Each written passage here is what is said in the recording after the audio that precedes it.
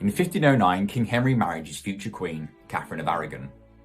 In order to do so, he needed permission from the Pope, as it was still illegal to marry your dead brother's widow, and that permission was duly given. However, fast forward 20 years, King Henry would use the same rationale to seek a divorce from Catherine so that he could marry his newfound love, Anne Boleyn. This legal dilemma would become known as the King's Great Matter and played a pivotal role to shape the course of English history. Now, before we go any further, we've heard a lot of key terms over the last number of episodes. So before we go forward, let us just define some key terms. First one of which is Catholic. You would have heard of Catholic perhaps, growing up, or some of you may have gone to a Catholic religious school. So a Catholic, let us define it as someone who accepts the authority of the Pope. The majority, 99% of the population before Martin Luther, would accept the authority of the Pope. So they could be defined as Catholics. Now, after 1517, with Martin Luther's revolutionary ideas and his 95 Theses, he rejects the authority of the Pope, okay? And we know from last episode, they were called Protestants. Remember, they were protesting the ideas of the church. So a Protestant, let us define as someone who rejects the authority of the Pope. In 1521, King Henry solidified his position as the Pope's most powerful ally and supporter. In the early 1520s, Luther's ideas are starting to reach the shores of England. And Henry, in response, writes a book. Remember, I've told you that Henry is quite, he can read and write in Latin and he's quite well educated. So he writes a book called In the Defense of the Seven Sacraments. And this essentially, he seeks out to defend the authority of the Pope. He even dedicates it to Pope Leo X, who in response awards Henry with the title Fide Defensor, which means defender of the faith.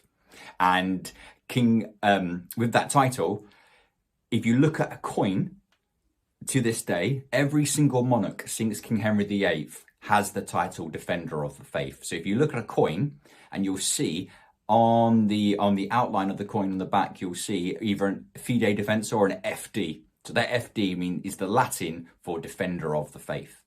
By the mid-1520s, however, Henry's reign has hit a dead end. He has failed to seek peace of France, and he's also failed to have a male boy and successor. Remember, Henry, in the back of his mind, he's always worried that there may be rebellion or that the Tudor dynasty isn't yet secure. So he's always worried about trying to have that male heir and successor and secure the Tudor bloodline. So in order to do that, Henry knows he now needs to seek a divorce from Catherine. So in order to do this, Henry needed to justify the divorce. And he looked to the Bible as a source of inspiration. And he laser focused on a passage from Leviticus, which is a section of the Bible. And in it forbade any man to marry his dead brother's widow for fear of punishment that the marriage would be childless. Now, I don't doubt Henry's religious sincerity here. Even though Henry is portrayed in history as sort of a megalomaniac, and that is to a certain extent true, he is deeply, deeply religious, and he believes that God has forsaken him. He believes that by marrying his dead brother's widow, that the child the marriage is going to be childless, and therefore God has given up on him.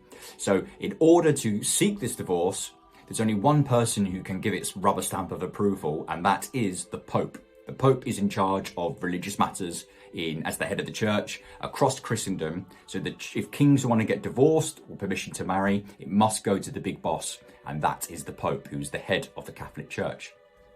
Henry sent his most trusted advisor called Thomas Wolsey. Now, we haven't met Thomas Wolsey yet, but he was the right-hand man of the king. His nickname was Alter Rex, which means the other king, because he had so much powers, almost the same on par with the king. And Wolsey, he came from a humble background, but he rose to be one of the most powerful people in the kingdom. He was a skilled politician, diplomat, ambassador, and also chancellor. So he was in charge, like a mini prime minister, even though we didn't have prime ministers at the time, but he was in charge of helping the king run the kingdom. And one of his big achievements actually was to organise the Field of the Cloth of Gold in 1520 that we looked at in episode 1. Wolsey was tasked with seeking an annulment with the church in order to end the marriage between Henry and Catherine. And he was going to base that annulment on biblical grounds, arguing that Henry could not marry his dead brother's widow and that Catherine was actually not a virgin when Henry and Catherine got married. Now, to make matters worse, in 1527, the Holy Roman Emperor Charles V, who we met in previous episode, he actually sacked Rome and took the new Pope, Pope Clement VII, as his hostage. And the issue here is that Charles V was actually the nephew of Catherine of Aragon. So he was in no mood to grant the divorce between the two of them. So he instructed the Pope to deny it. And 2 years later, in 1529, the divorce is not allowed to proceed. And Henry, he's left isolated and he's left embarrassed internationally. And poor old Wolsey, he falls out of favour with the Pope and he's actually put on trial for treason. But he doesn't make the trial and he dies in 1530. If Henry could not divorce Catherine with the support of the Pope, he would now have to do it without him. Now, Henry's new love interest, Anne Boleyn, she had a growing influence over him at court. And we know that Anne, she had spent much time in France at the French court, and she was exposed to the idea of Martin Luther and Protestantism. Now, she brought a lot of those ideas back with her, and she had a big influence on the thinking of Henry as his reign went on. She also was very open to the ideas of William Tyndale, who we met in last week's episode, and she exposed to Henry to a lot of his writings and works that were very Lutheran, so directly from Luther.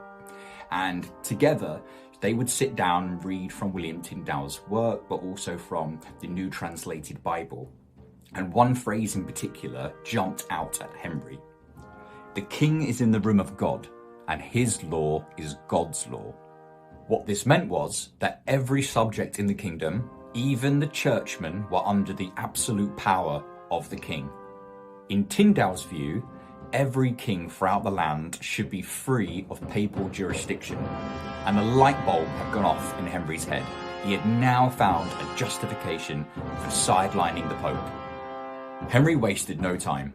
In 1533, he instructs Parliament to pass the Act of Restraint in Appeals, which made it illegal to acknowledge papal authority. And a year later, in 1534, Parliament passes the Act of Supremacy, which made Henry the supreme head of a new Church of England. He became known as the Break with Rome, and for all intents and purposes, Henry was now Pope in England. Henry was now free to divorce Catherine, which his new Archbishop of Canterbury, Thomas Cranmer, was happy to oblige. He ruled that his marriage to Catherine was now null and void, and that the marriage could go ahead with Anne. In January 1533, Henry and Anne had finally married, and Henry had finally got what he wanted after 6 long years. Since the 7th century, English subjects, ideas and teachings of the church had come from the Roman way. Now, 900 years later, people's view of divine leadership was turned on its head. Future English monarchs would now derive their rights from God alone and not from instruction from Rome. Although the teachings of Catholicism were now in headlong retreat, not everyone in England was happy with this new Protestant settlement. Rebellion was brewing in the north of England. Find out next time with me on Time Hop TV what this would mean for Henry VIII's reign.